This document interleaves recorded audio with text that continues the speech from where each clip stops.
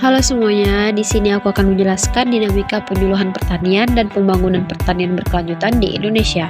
Sebelum itu, penyuluhan pertanian merupakan proses pendidikan non-formal bagi petani agar mampu meningkatkan pengetahuan, sikap, dan keterampilan.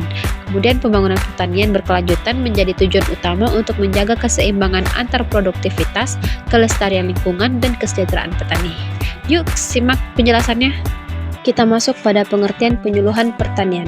Menurut Undang-Undang Nomor 16 Tahun 2006, penyuluhan pertanian adalah proses pembelajaran bagi pelaku utama dan pelaku usaha agar mereka mau dan mampu membantu serta mengorganisasikan diri dalam mengakses informasi, teknologi, dan sumber daya lainnya. Nah, tujuannya itu untuk meningkatkan produktivitas, pendapatan, dan kesejahteraan antar petani. Adapun tujuan dan fungsi penyuluhan pertanian.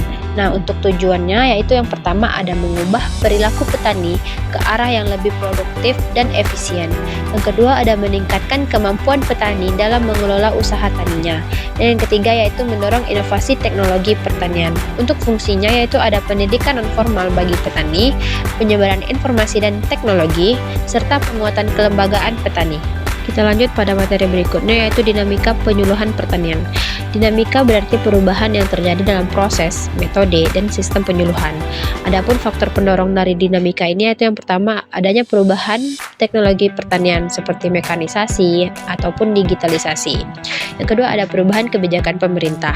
Yang ketiga ada kebutuhan petani yang beragam. Dan yang terakhir yaitu perubahan sosial ekonomi dan lingkungan. Kemudian ada peran penyuluhan pertanian. Nah, untuk peran penyuluhan pertaniannya ada 4. Yang pertama itu sebagai pendidik, di mana memberikan pengetahuan baru. Yang kedua ada sebagai fasilitator, yaitu yang menjembatani antar pemerintah dan petani. Yang ketiga yaitu sebagai motivator, di mana ini mendorong petani untuk berinovasi lebih maju. Dan yang terakhir yaitu ada sebagai katalisator, di mana mempercepat adopsi teknologi pertanian. Berikutnya yaitu ada tantangan penyuluhan pertanian. Tantangan penyuluhan pertaniannya ada 4. Yang pertama itu kurangnya jumlah penyuluh di lapangan, jadi itu tuh sedikit para penyuluhnya. Terus rendahnya akses petani terhadap teknologi digital, di mana petani ini sedikit tidak paham mengenai teknologi digital, seperti kayak tidak pandai menggunakan handphone ataupun sebagainya. Yang ketiga ada keterbatasan sarana dan prasarana penyuluhan. Dan yang terakhir yaitu ada ketidaksesuaian antara materi penyuluhan dan kebutuhan para petani lokal. Kita masuk pada konsep pembangunan pertanian berkelanjutan. Pembangunan pertanian berkelanjutan adalah sistem pertanian yang mampu memenuhi kebutuhan sekarang tanpa mengorbankan kemampuan generasi mendatang. Nah, adapun aspek pentingnya itu yang pertama ada ekonomi, di mana ini efisiensi dan sangat menguntungkan.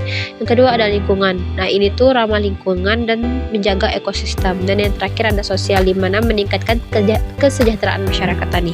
Berikutnya yaitu ada hubungan penyuluhan dan pembangunan berkelanjutan.